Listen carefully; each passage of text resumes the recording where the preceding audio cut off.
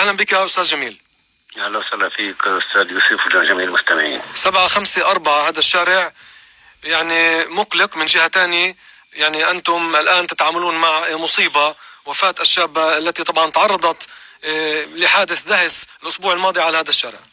يا أخي يوسف، قبل ما نفوت في موضوع 754 بدنا نقول كلمة عزاء لأهل الفقيدي، لذين وأهل رئيس أعضاء الهيئات التدريسية تقدموا للعائلة الكريمة والطالبة وأهل الطالب الفقيدي، الأب التاكل والأم التاكلة، بخاص العزاء بهذا المصاب الذي ألمنا جميعا، ونتشارك مع العائلة بهذا العزاء الذي هو عزاءنا ومصابنا جميعا، ونقول لله ما أخذ وله ما أعطى وكل شيء عنده بأجل مسمى، ولا نقول إلا ما يرضي الله، إنا لله وإنا إليه راجعون. احنا طبعا بنضم صوتنا لك طبعا ونتقدم بأحر التعازي. والله صحيح الشيء مؤلم كان. احنا واكبنا الحدث من اوله في اتصال دائم مع العائلة، لقيت ترابط رباني، قدرة إلهية على التحمل وعلى الارتضاء بما قسم الله وما قدر.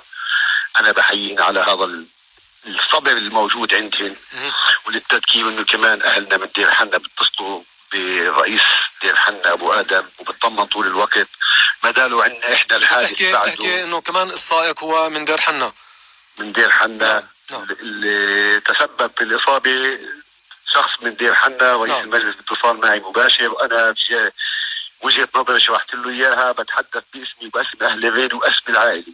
ما دالوا الشيء غامض من الشرطة. أنا كان اتصال عندي كمان مع ضابط الشرطة، الشيء بعده غامض. طيب بلاش ما دام غامض بلاش نفوت عليه. احكي لي على 754 هذا الشارع، يعني هذا الشارع خطير بكل المقاييس. لحظة شوي أخي، بس أنت بلشت مقدمة خارجة عارية عن الصحة.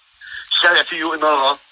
لا المقطع الذي يوصل. المقطع فيه إنارة والشارع فيه طبعا إنارة. الشغلة ما صارت بالليل ولا بالعصر. لا أنا بوضح النهار لحظة أستاذ جميل أنا عشان أوضح نفسي مرة أخرى، أنا يعني ما حكيتش شيء مغلوط. أنا قلت إنه المقطع اللي موصل لمدخل مدينة الناصري على مستوى اللي رايح واللي راجع ما فيش فيه إنارة، وهذا أنت بتعرفه صح.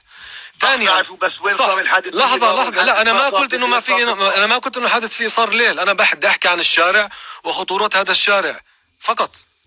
عشان هيك احنا شارع رئيسي بشق البلد بالصيف في أيا كان هو في تعريض للخطر. الشارع احنا في شهر 2 بالتحديد 2/2 طلبنا جلسة مع مدير لواء الشمال في نتيجة إسرائيل. نعم.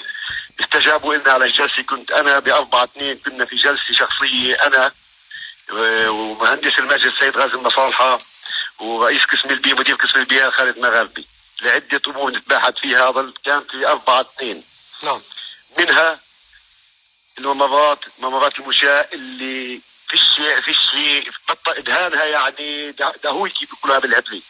بطل في ادهان مش مبين، ممسوحة يعني. حواجز الأمان اللي على الأرصفة، وعدة نقاط.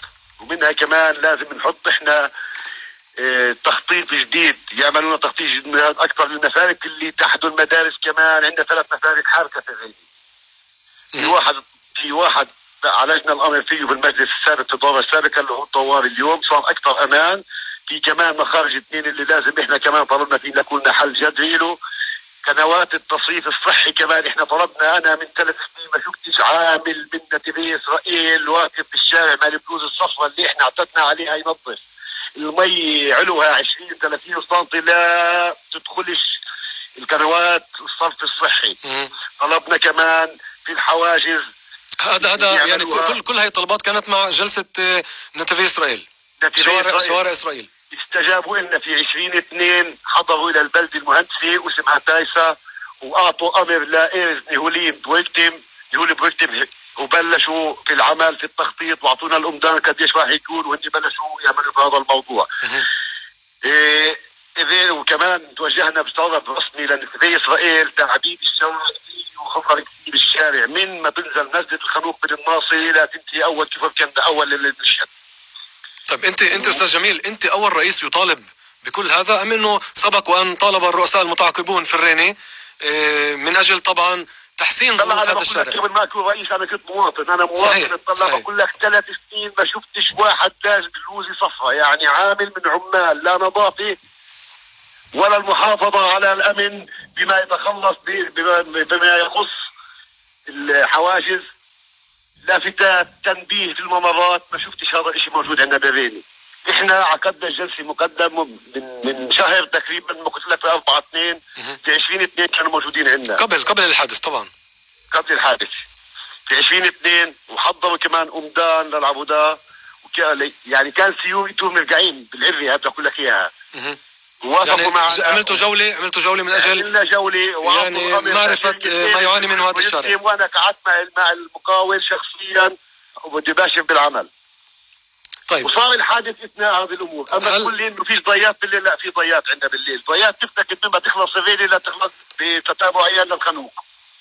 طيب استاذ جميل، هل هذا الشارع يعني على مستوى الخطوره اليوم اصبح يعني بعد اللي صار على طاوله رئيس المجلس اهم موضوع حاليا؟ هذا امن وامان البلد، اولادنا. انت بتعرفي كمان عندنا احنا المدارس، احنا بنتعلم كمان من خارج المدرسه، بتعلم من خارج الغير، بتعلموا ناس. لما نبي نحلوا بنقطعوا الشارع، والشارع بدي اقول لك شغله واحده، حارب جدا جدا في منطقه الغيري. اول دخولها على اليمين من بلد الناصري فيش عندنا حاجز ممر مشاة كمان، احنا موجود غير. وهذا طلبنا احنا فيه كمان. الحواجز لازم كمان تكون على طول الشارع، الحاجز موجود على يمين الشارع، على يمين المدرخه، مش على، لازم يكون كمان ممر امن. هذا طلبنا فيه راح يتنفذ. طيب، هل اعطوكم لوائح زمنيه لتنفيذ كل هذه الطلبات في هذا الشارع؟ الاسبوع اللي فات يوم الاحد بالتحديد اعطوا الامر لايرز نهولين برويكتيم، شركه ايرز نهول برويكتيم بنيابه تشتيات، يعني الاسم عندي محفوظ، بدهم يباشروا بالعمل. قالوا لنا خلال اسبوع بباشروا بالعمل، وان شاء الله بتكون على كل شيء على ما يرام. طيب، وبطلب انا من جميع السائقين، هذا سؤالي لك. انت رئيس مجلس، وانا بدي منك كلمه ايضا مش بس للشباب، لكل السائقين في مقطع هذا الشارع، خصوصا انه على طرفي الشارع استاذ جميل، على طرفي الشارع هناك ناس ايضا ساكنه ولها بيوت هناك وفي مصالح، وبالتالي كلمه بتوجهها للجميع. للجميع بوجه، لكل السائقين، لكل الناس اللي بتمر بالشارع الرئيسي اللي هو بيخدم جميع اهل الريني وما يخص كمان الناصر والقضاء وكل القرى اللي بتمر فيها بمركب من هذا الشارع. بترجاكم الحذر، اولاد 10 سنين 7 سنين 8 سنين، اولاد مدارس، تمرق من هون بهذا المقطع، خفف السرعه شوي، انتبهوا شمال ويمين، اولادنا غاليين علينا. اللي صار اليوم، كيف انا شفت اللي صار الحادث وصار قبله حوادث، مؤلم جدا جدا. صحيح. لحتى احنا صرنا نتعامل بشكل بسيكولوجي مع طلابنا اليوم بالحاله اللي صارت. الكل البلد اهتزت. ان شاء الله بيكون اخر حادث، ان شاء الله ريني بتقول، وان شاء الله ريني واهلها بيكونوا غير. شكرا لك الاستاذ جميل بسول رئيس مجلس الريني على هذا الحديث معنا في البرنامج. شكرا. عليم فيك.